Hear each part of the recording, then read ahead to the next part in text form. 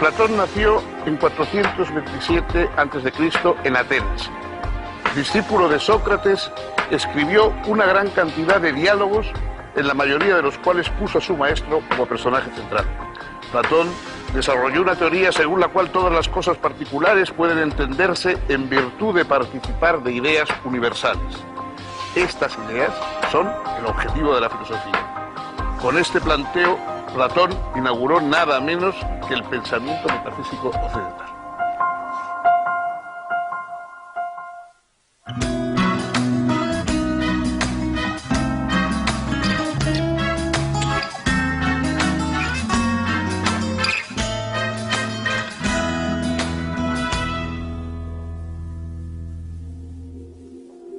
¿Cómo les va? Bienvenidos. Si les parece, vamos a hablar un poco de filosofía. ¿Qué es filosofía? Alguien ha dicho que todas las obras filosóficas que se han escrito son simplemente notas a pie de página de los diálogos de Platón. Ese filósofo griego, a su vez, escribió una serie de diálogos protagonizados, casi todos ellos, por la figura de un protofilósofo, de un filósofo anterior todavía al propio Platón, que no escribió nunca, Sócrates.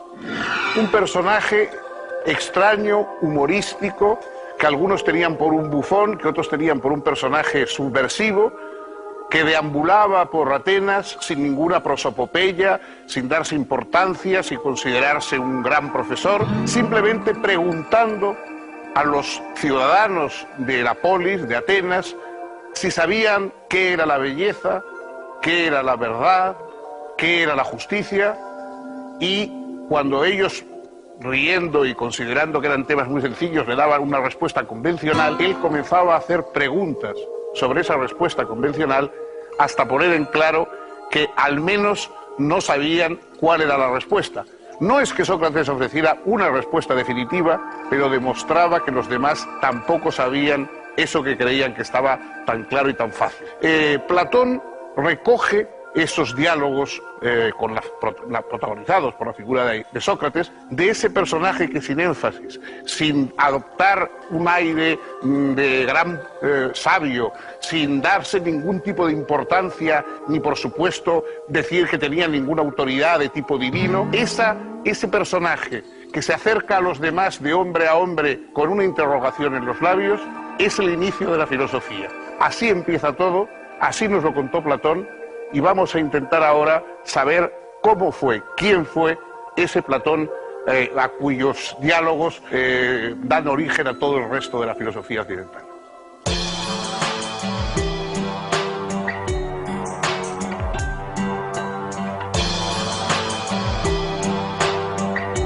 Platón nació en Atenas en el año 427 a.C., en el seno de una familia aristocrática.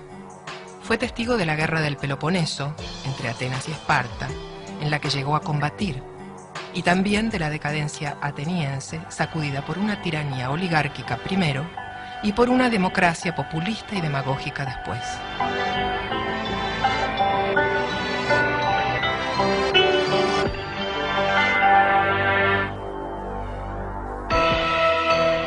Platón era discípulo de Sócrates, de quien había heredado la búsqueda conceptual y la exigencia ética. Pero Sócrates fue víctima de acusaciones absurdas y finalmente resultó condenado a suicidarse mediante envenenamiento.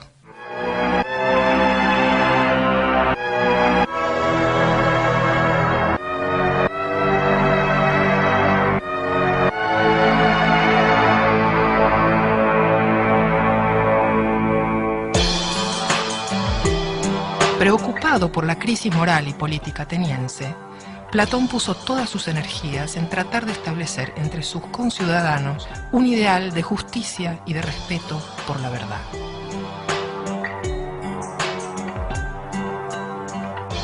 Para ello, fundó su célebre academia, destinada a dar educación filosófica a los futuros políticos y gobernantes, y escribió un gran número de bellísimos diálogos donde abordaba diferentes problemas filosóficos.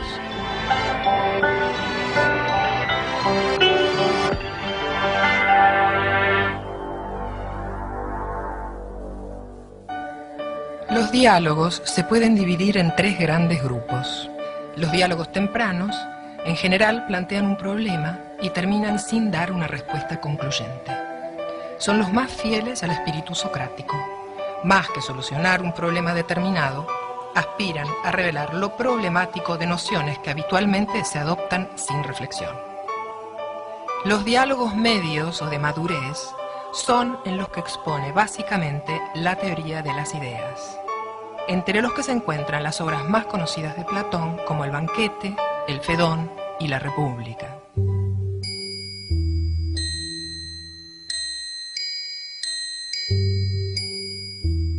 Las ideas, según Platón, son objetivas, eternas y universales.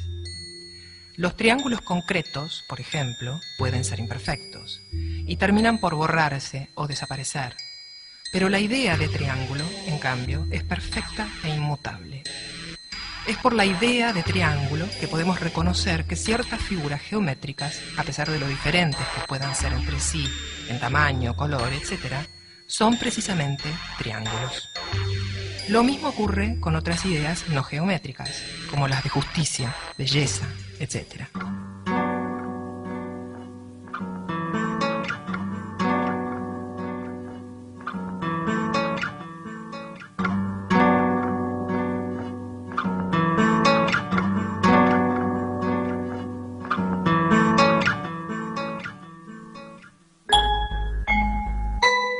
Los diálogos tardíos o de vejez, finalmente, expresan una reformulación de su filosofía. Platón advierte que las ideas no son estáticas y autosuficientes, sino que se atraviesan entre sí y remiten unas a otras. Platón comenzó ocupándose en sus primeros diálogos, muy a la manera de Sócrates, de problemas éticos concretos, y terminó alzándose en sus diálogos de vejez hasta la cuestión de la estructura misma de toda la realidad.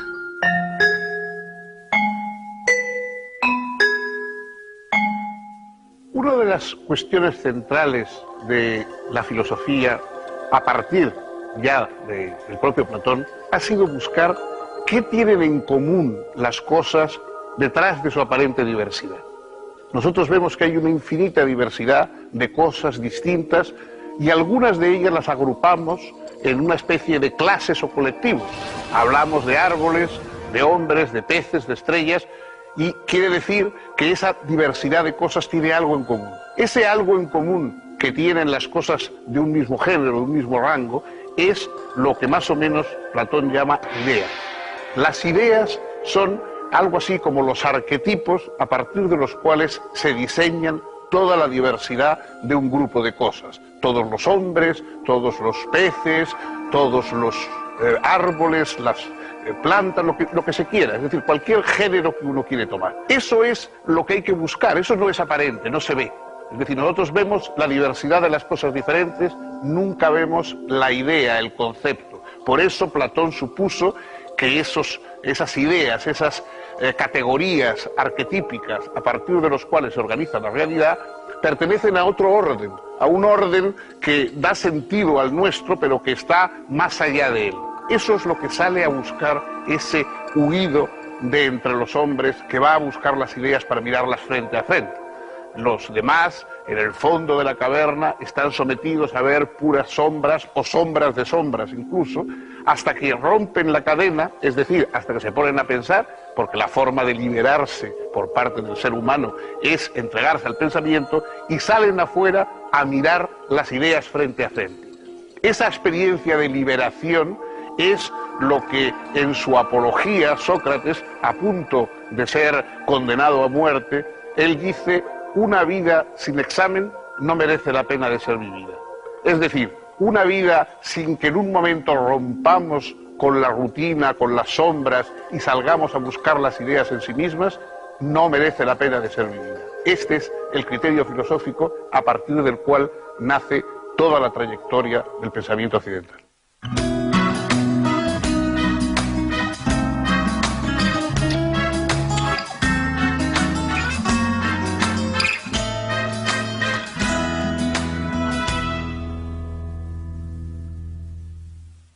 La filosofía nace con un propósito político desde sus inicios.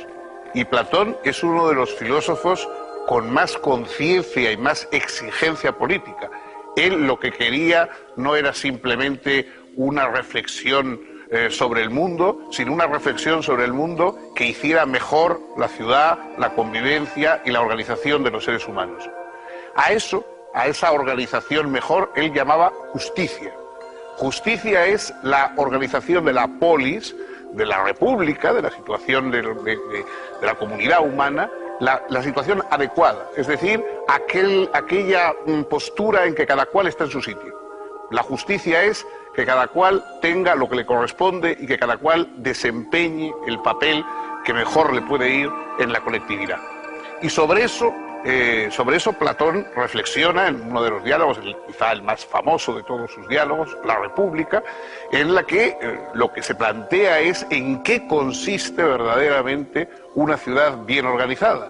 El régimen pensado por Platón es rígido. De hecho, en un momento incluso dice que hay que desterrar a los poetas de la ciudad porque los poetas mienten mucho, porque los poetas cuentan y hablan solamente de pasiones y de situaciones subjetivas, y los seres humanos olvidan que la dimensión más importante de sus vidas es la colectiva, es la que comparte con los demás, no la subjetiva. Algunos, Popper por ejemplo, han dicho que Platón es incluso el padre de los estados totalitarios, porque a pesar de lo lejísimos que estamos, naturalmente, del totalitarismo moderno, pero hay una vocación ordenancista, autoritaria, rígida, en el planteamiento cerebral que hace Platón.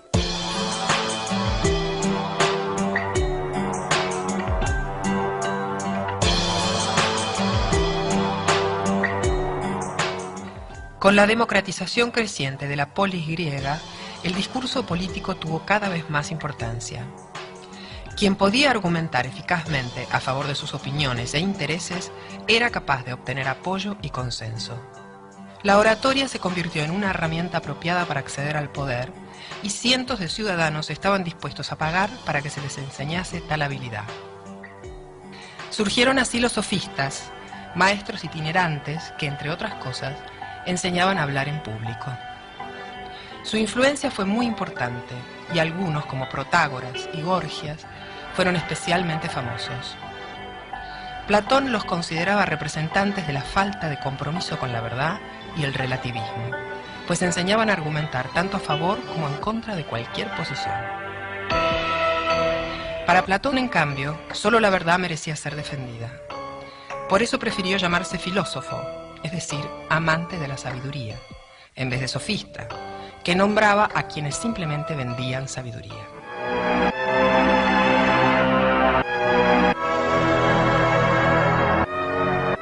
Nada había en la filosofía anterior a Platón que permitiera prever su concepción. Los filósofos anteriores solo habían tratado de explicar la naturaleza física.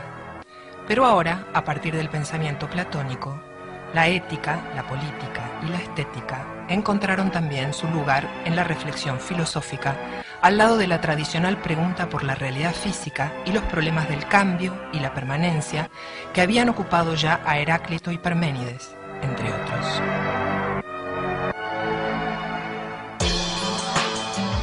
Al formular su teoría de las ideas, Platón se preguntaba qué son la justicia, la bondad, la belleza y las demás propiedades de este tipo. Con este preguntar abre nada menos que el pensamiento metafísico occidental. Platón expone que para que pueda plantearse que algo tiene una propiedad, tiene que haber esa propiedad. Pero ella no está en ninguna parte, ni es percibida por los sentidos. Para Platón se trata de que hay una idea de justicia, que no se agota en ningún acto particular, justo o injusto. Si no hubiera una idea de justicia, no podría llamarse justo a ningún acto. Del mismo modo, podemos encontrar bellas diferentes cosas, pero coincidimos en la idea de belleza, que afirmamos de unas y que negamos a otras.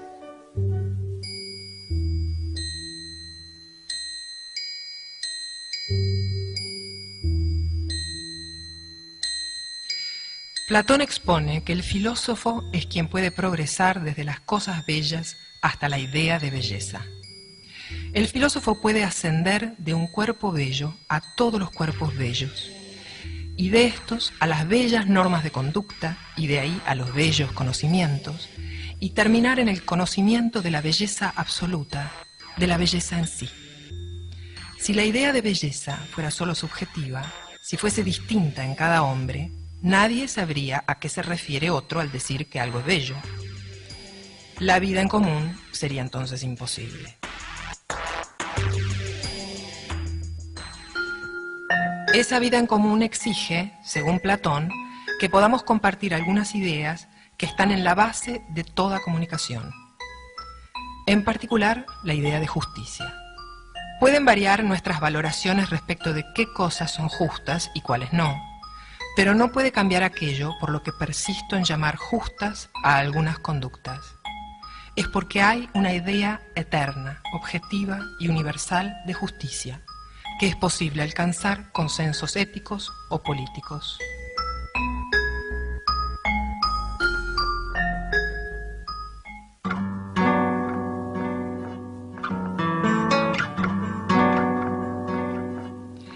Platón estaba convencido de que la mejor preparación para la vida pública era el espíritu lúcido y desinteresado de la filosofía. Con ese propósito había fundado en Atenas, en el año 388, lo que se podría llamar la primera universidad de Europa. Ubicada cerca del santuario consagrado al héroe Academo, había recibido el nombre de Academia. A ella concurrieron jóvenes de Atenas y de otras ciudades para aprender no solo filosofía, sino también matemáticas, astronomía y ciencias físicas y naturales. Antes de crear la academia, Platón había intentado hacer un filósofo de Dionisio de Siracusa. La aventura finalizó en el año 388 con Platón ofrecido a la venta en un mercado de esclavos, ocasión en que un amigo lo compró para liberarlo. Cuando 20 años más tarde el tirano falleció, lo sucedió en el trono de Sicilia su hijo Dionisio II, quien invitó a Platón a su corte por una temporada. El filósofo volvió una vez más a Siracusa con la intención de hacer de joven Dionisio II un rey filósofo. Platón presentó un proyecto de constitución que fue desechado por Dionisio II. Aconsejó la organización de una confederación de ciudades contra la amenaza de Cartago, que jamás fue instrumentada, y requirió la amnistía para los opositores políticos del joven tirano, lo que fue desestimado. Platón se vio obligado a admitir que no podía pretender que los gobernantes fuesen lúcidos y desinteresados. En el último de sus diálogos, titulado Las leyes, abandonó la noción del rey filósofo y confió a la organización legal lo que ya no podía esperar de la sabiduría de los individuos.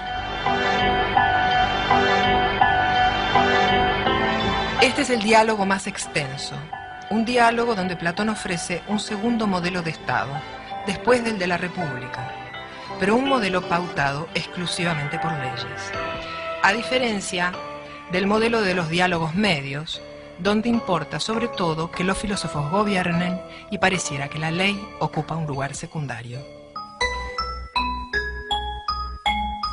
En su último diálogo, Platón deposita la esperanza de un orden político justo y armonioso en el adecuado ordenamiento jurídico.